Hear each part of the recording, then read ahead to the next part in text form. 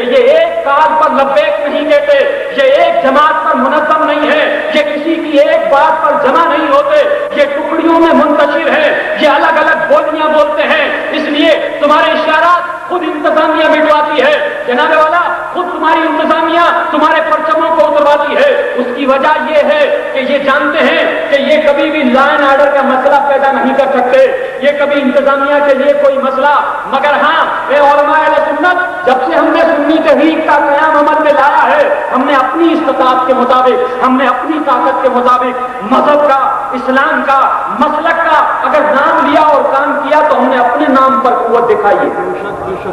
ہم نے اپنے نام پر دیوبندیوں کو ساتھ ملا کر نہیں، اہل حدیث کو ساتھ ملا کر نہیں، شیعوں کو اور جماعتیوں کو اپنے لوگ کہتے ہیں سپورٹ، یہ کام کر رہے تھے تو بعض برسر اقتدار طبقے کے کارکنان،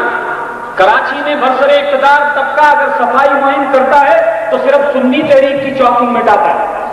سنی تحریک کے پرچم اتار دیتا ہے، انہیں معلوم ہے درد رکھنے والے سنی ہو، سنیت کا درد رکھنے والوں اس بات کو غور سے سنو، اگر کسی بھی سیاسی جماعت کو، کسی بھی تنظیم کو اگر کوئی فکر ہے اس ملک میں، وہ یہ ہے کہ سنیوں کو جمع نہ ہونے دو، اگر یہ مسلک کے نام پر جمع ہو جائے تو پھر کسی کی لیڈری نہیں چلے گی، تمہارا نام تو دیوبندیوں نے چھڑا دیا، دیوبندی سنیوں کو بولتے ہیں، سنی ہے تو جناب والا سپاہی صحابہ میں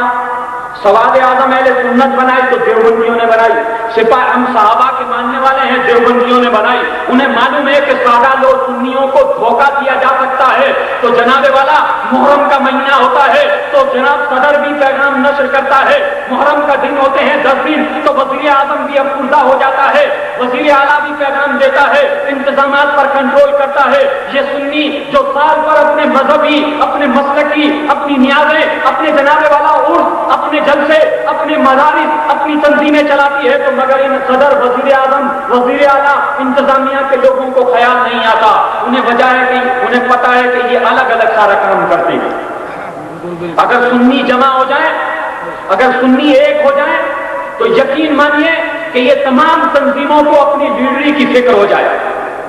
اگر چندہ کسی جماعت میں، سیاسی جماعت میں کوئی دیتا ہے تو ان کا عقیدہ ٹٹولو تو سنی نظر آئے گا، وہ پی پی ہو، مسلم لیگ ہو، ایم کی ایم ہو، حقیقی ہو، ان کے کارکنان کو ٹٹول کر دیکھو،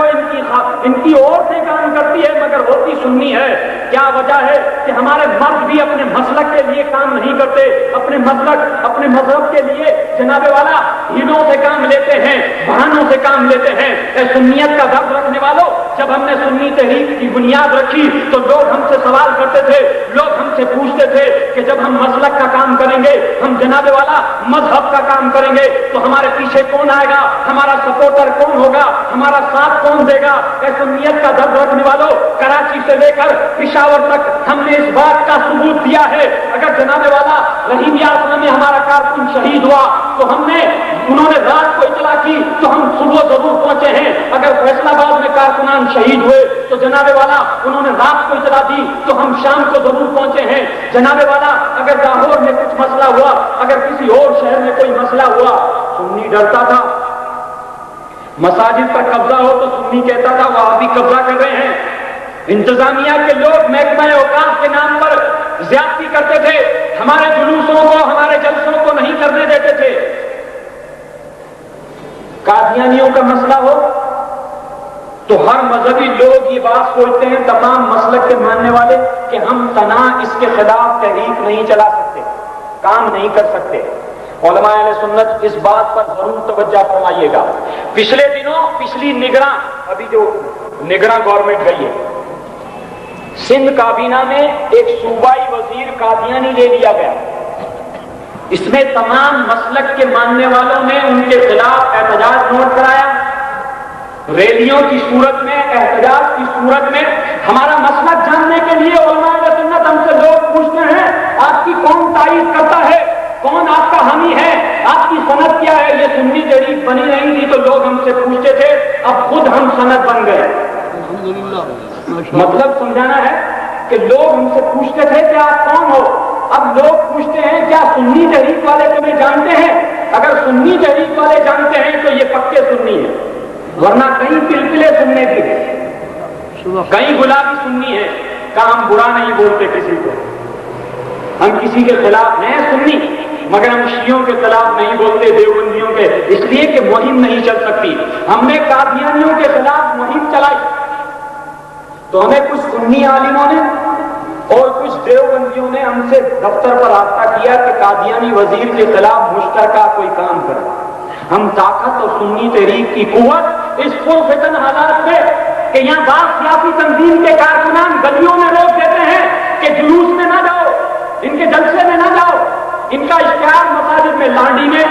ہمارے کارکنان کو اس کنونشن کے پوسٹر مساجد میں لگانے نہیں دیے ایک سیاسی تنظیم نے، مگر یہ اس کی بھول ہے کہ وہ تو کسی کے اعلی کار ہیں،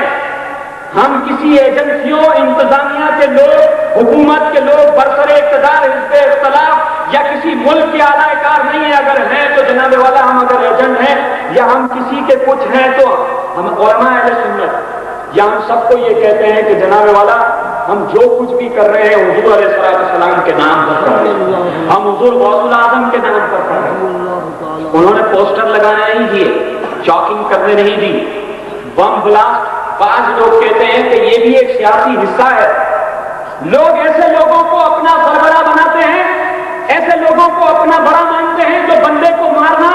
اپنا حق سمجھتے ہیں، قتل کر دینا، دہشت گردی کرنا، ڈاکہ مارنا، لوٹ مار مارنا، اغوا کر لینا، اپنی حکومت لانے کے لیے ہنگامہ آرائی قتل ہوگا، لوگ ان کو اپنا سربراہ مانتے ہیں۔ سنی تحریک پورا بن ہے تو لوگ بولتے ہیں یہ چھوکرے ہیں۔ ہم قوت بھی رکھتے ہیں، فرد بھی رکھتے ہیں جناب والا، ہم دنیاوی سامان بھی رکھتے ہیں، ہم وسائل بھی رکھتے ہیں، مگر ہماری اس کمزوری کو اگر جناب والا ہماری اس پورا من پالیسی کو کوئی کمزوری سمجھتا ہے تو یہ اس کی بھول ہے۔ ہم نے تو اس دوران اس شہر کراچی میں، اس حیدرآباد میں کام کیا جب آپریشن چل رہا تھا، لوگ جناب والا چھپ رہے تھے، لوگ ایک دوسروں سے مل نہیں رہے تھے جناب والا، اس وقت صحابہ تحریک جعفریہ قتل و غارت گیری میں لگی ہوئی تھی، ہم ان کاموں میں نہیں لگے ہوئے تھے، آج ان کا نام نہیں ملتا، ان کے قائدین کال چوکیوں میں پڑے ہوئے ہیں، پورے ملک میں ان کی تنظیموں کا وجود نظر نہیں آتا۔ ایک اخباری چٹکلے سے حکومت کے لوگ انہیں اہمیت دیتے ہیں، حکومت کے لوگ انہیں پاس بٹھا کر تصویریں کھنچاتے ہیں، بات سنی ان کی جناب والا سنیاں دیتے ہیں،